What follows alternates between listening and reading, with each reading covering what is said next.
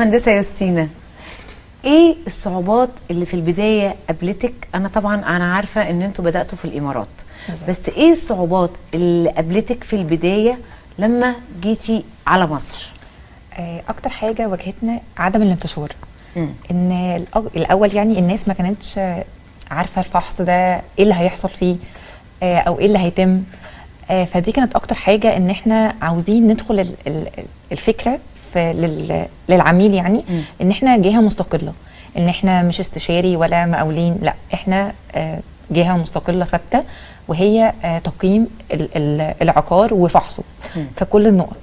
فدي كانت اكتر حاجه قابلتنا، ان الانتشار. وعالجنا ده ان احنا دخلنا المحتوى التعليمي في الماركتنج بتاعنا، ان احنا بقينا نفهم الدنيا اكتر، ان احنا بنعمل ايه الفحص، وليه الفحص ما بقاش رفاهيه، لا هو بقى يعني حاجه ضروريه لاي عقار يعني.